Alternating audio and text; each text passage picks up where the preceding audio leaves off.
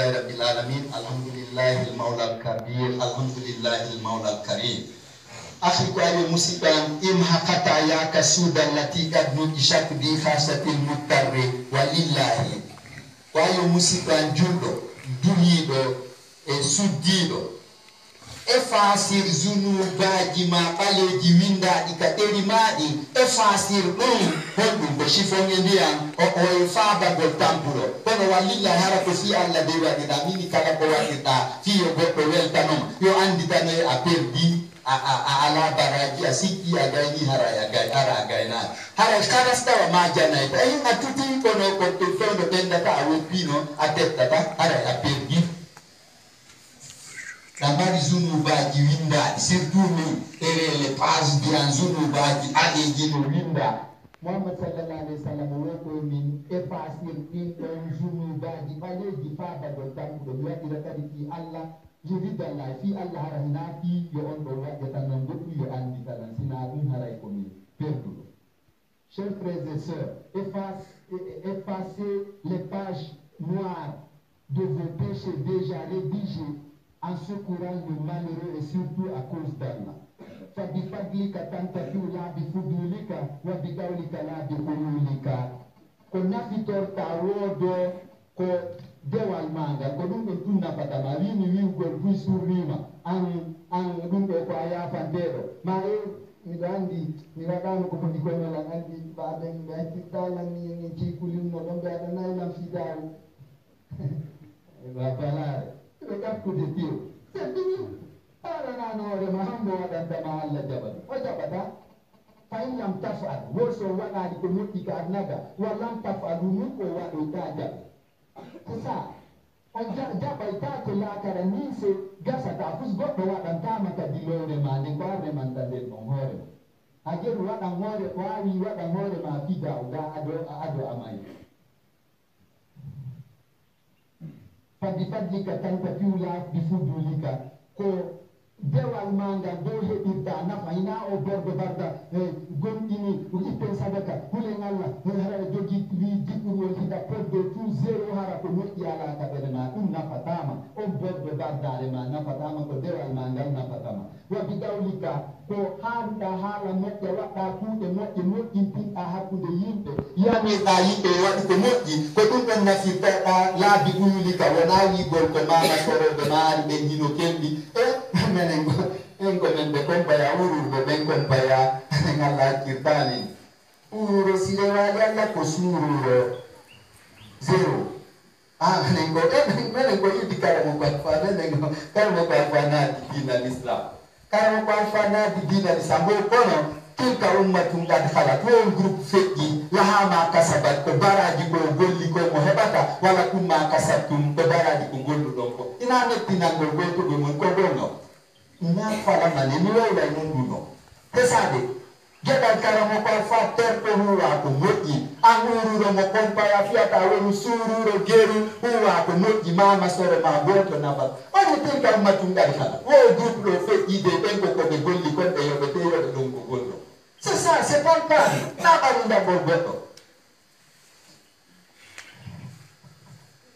C'est ta bonté qui t'arrangera pas ta propagande. C'est ta bonne intention qui compte, pas ce que tu racontes. Alanya yila de Allah de yino sutima kolon ta gerde ko. La tazakata mukafata nastadrakta ma fata. C'est un autre ita calculu de wonde makko ko golluɗa ko yoɓoytenoɗa ñande laakara a accayo ki bonki ki wonɗaɗo ko woni koye ala calculude ɗum ɗon e yejjiti kala ko duwanoɗen anditude kon e yejjiti ɗiɗen anditi ko duwanoɗen yejjitude kon fi aduna gasata allah daalimi arsike mon on ko min fawtani on mo occupé ko mi landoyto on fi mum ko kono wiɗa an o ɗum ɗon ɗumannaki ko soatiɗa kutoro nano e ñaamo ma sina ɗum ko yiɗa yawde karamo ko ɓen ɗon ɓeydanaylal arsike oɗon ɗum perduɗa laati a dilisé qui a fait ton faux pas a perdu holorgol goɗɗo goo karamo ko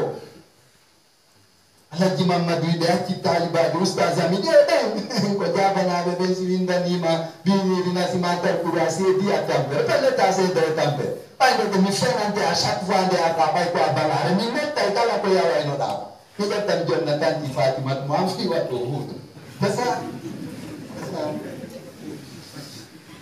Si tu te souvenais de ton sort, tu aurais arrêté ton tort. Aïsotogo. Là on a zarta fil maali, la hastanta ubhal maali. Ça calcule no battane maade. Antigide anditi ko ta hunde ton. To anu ni nado de wore maka nato dawo. Ammo inelo de golle bonde de wonda watte. A changer nos situations ma. Si tu observais le sort, tu aurait rectifié le tir ni à la tête. La khaira fi ma ya imri in nashru ka nashri mayitin nubi sabada ashri. Wo tagado sitawi so mai si makko ko doni tu wolete hara indika so wuran hara inde makko do nyiddi wa tuma fure mo balde sappo irta ka der da buru no nyidirino hara kanka he o katana en an non do taga da dolli on mo wada ta o ta katano sada o itta tan sada ko won he mudo anni no ma ti ka ko yobe wanna wallahi misikku no be wanna mari bundo be sadi hara fo dum be wala and inde ma de nyidiri wa fure mo balde sappo ka der da buru si jawna ma ndika sa wura ففقدك خير لك مما تحيا به كما demande pour un homme et école dit qu'on a eu de repas à la cataoya. Si la presse d'un homme est mauvaise comme un cadavre exhumé après 10 jours, sa vie alors n'a pas eu d'importance. Feu, ta chan bil husni ma dun ta hayya. Fanama kan muri. Yetu jiku mokyo yo oda undo wada jiku ma. Kala ko kalki uda ko mimi joni goy. Effort mengi na yo Egypte ma no wadi duda de ka effort de ngandi ko mokki ko effort de ngandi ko bodi ko effort ko ustadi effort ko marko meteni e mo ala ko effort de ngandi kala ko anda mokya ko potito kala fanga ma ba wudi wa ta change kala ko anda no boni ko potito kala ko anda no mokki ko wada dum to wada dum mara ko dum to wata c'est pas pour tout d'abord côté andintini ko mo ko no mo deux ko ko ni ka der proche di jifa di berne munde ko dum on tigi torta no ku gota wata goto ala on har anda sina alla kimmo suti do ma mo fusu do ta ko gel anda on toujours no yon mi mani no sutima sois vertueux tant que tu vis. Be kind the best you can. One day God will come. Irtawi bikasi musi haza wajud fadalata wa alaman atisha. Mijoni ma over waju. Yarwo on intimeramo. Yeta kadi opera kala onda o kala mu andano. Wondema ika besoro yang ida beto yang kala ko hebuda ko ko hebuda ate go ibiri lishudo imam biri luma bene. You met everything here, you will leave everything here. Tu vois non, tu as tout trouvé ici et tu laisseras tout ici. Donc akio banoda hore maka kaburuma wata njofi asalanaka ya maran rono ko no ger na jetta je palmangalangi kadende dunko ko ger awo ko ger ado lillahi mirasu samawati wala ko Allah rona talindi kam foppo do aketi on est venu bras ballants on rentrera 100 francs 100 francs on rentrera hay buwe nakota pay adora al hayfus Allah dali ka ko wano ma on façon khalaqnakum min tajriun bila shay'in on joga ki fus ta'uduna hotirtum ila naga min bila shay'in hara on nakora fus illa ma qaddamtum qabla mawsina ko transfer no do ngado mayde sai non la fini anga wi hermi mi jofi dage min na pati anni ila ando nyande darde yeso nyande darda pe ustaza min no fani kini ita sadaka tasaddaqu ya ikhwan arami do la arabure leppinde to ma tawo idon yeso mo don talam patina benna ko no hadina ta abdulami di fiyo fo yon nan anna ta aljanna benna ko min tigi tigi on har mi okkata no yamira no tuyo okke fi wa gel yersa e mirtere ay Allah basiru bima fi sabik Allah no suti boni ka bende ma on ko on nyawata ma o yoba ma conséquemment. Désaltère-toi avec ce verre de conseil et donne le reste à l'assoiffé. Do you hear me? Fadaru daru hawadisin wa huwa ankadu li Allah tastamira fihi halu. Aduna ko adu ko sudu dulleni wata siku aya birai aduna jikke gasata adana do suduye ndudo joni wasifa mun ala wallahi daru changement aduna no wata joni kanu du hara be dar be burno da be jawdi be dar ni tino cuude hore mai wi be toto ara pay ko mabbe ko tuppe ka hore pani jema gasata wallahi gasata ha wi tun an hirbe to aduna on الدنيا لا تذكر ولا تمون بوليزي بجي عدوي أمين كوني بوريفو ماوديهان دون اللوبة كوني بوريفو جاودي كوني بوريفو لام دون اللوبة والله يبدا كجوم أجيب بتوع بقول كدوا تلك لا يوم دارنا بين الناس يلا de moitié sapé les fautes mais dina happen de les jours de bonheur et de malheur nous les alternons entre les gens watangila adir bota kwa dina muda ha tawa a hutora nuko fo ga na ya aljanna gasata ne batasa da ko muduna atawa go joni jabet nangima nyama ta ko sonye nama ko miski me betawa nyama be nyama ta ko joni ko nuna nyama ta hara fuska diwa data ini ai apepi awa ataka ude Mercedes de madara ya batawa afala ka fuska kodono yimina taki kala jonuna ade sere kodono o ko aduna tu indi mutuna o katano esa aduna ko dugula minni situation wa ta lutu de ro aduna atakara atapika na amshita woni ayibi ko ko mo ere arima ko bonne situation ko change wa ta hirba de aduna igem da ira ko Allah mo ere ma ko mo ere ma nella karanka. La vie est une demeure de changement. Elle est trop imbécile pour qu'une situation y soit pérenne, que tu le veux ou pas. Allah ko siba sawata ila indara saya ayi hirbi aduna jogiti o lutti non wa ta ko أخي كأي مصيبة فالآن يطعنك رسا سدنا في الأبال ويسرعك كجوني أنو ودو كورا المايدة سيداتما سافيداما نالدالي تكادي الله وتعالى. Chers frères et sœurs, c'est tout de suite que la balle du Saint-Homme qui t'emportera, t'atteindra et hélas te terrassera. Saya basite lekimai de Allah, lekimai de kosari Allah. Tahu nanti dah mesti kau tak. Pada ya, anak tete, non pasti Allah. O yaji una, teote, me turja una. Ilallah kau Allah turja una nak tete dong. Ayo bata pas. Lokasi kadi ayo bata asam kalau sopai bar saya jabatan. Fawaktul buhurani wal khaybubati. Sitai non kural mai den fidima aga ninda litima kodon wonata e kumugol kodon wonata tawanda ko woni fekkude kom alwaqtu hasmi ko do woni sai nana jo kakaranke do ioke c'est le temps du délire du coma, le moment fatigué et ça y a il a parti ni chahe pide no parti ma honto woni UFDG ma on RPG ma on UFR ma on honto woni en no jokki haaju mo bay yarana kada anango dirama am ikha partina minde fawaktu ziyalin alami dunyawi lil ukhrawi an yawtanima iugoleo aduna to mo andaba suto da ela karam mo anda ka anda fi mo bewti so de barasi bewti bodon sai ko anda no ya ma rip ka réseaux sociaux ustaz am wa bi ngada do rip ko ni ko dola rip woni dum ko na français ko anglais wo rest in peace wo ko ya photo kono wallahi malaika rahman jabbi ke ba wasa ya ga itaisara rest in peace wo ko ya photo tutti a photo ta ko sa sal no wadde ko Allah ya firma.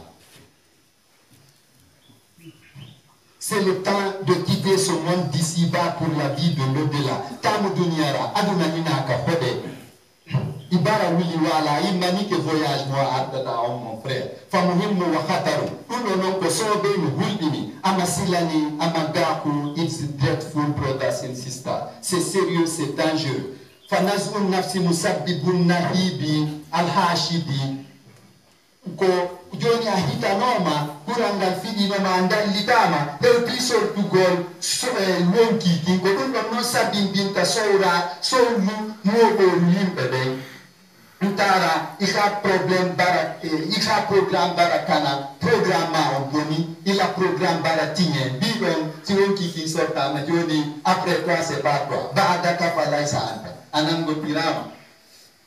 C'est l'extraction de l'âme qui causera les sanglots.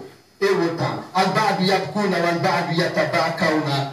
E arobe no wullu ko don woɓɓe maɓɓe wulla woɓɓe ko wullinkina ko. Nani ayi woɓɓe no sa adari gongol yakkata.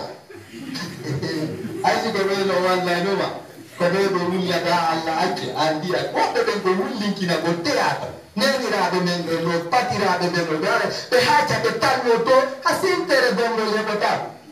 Et au Linkinto woni biana momansia jippe yippe be tuuda ande ko don non andata les uns pleurent et les autres pleurent niche dunia tende ko jikku aduna ila jamaye yaye mi ko onto no woni ko mantino da hida tolmiti ko inzadu kamina sariri muaqabun bi izalatil khubsi jippi gol maka danki hikko dira kisange itugol bonda nan payala sina nga huwo dirtaki foka dara de ko be o lignité et tu vois une ceinture ni ko ceinture en cuir ni wadata to lu payba ari pa no blo fade ni ko base ni wadata base super ko pogola ko ni alla danda watta gon kon pour le 1 million ko goddo fosso fasan no to on tiki de nyande itta da tombo tu vois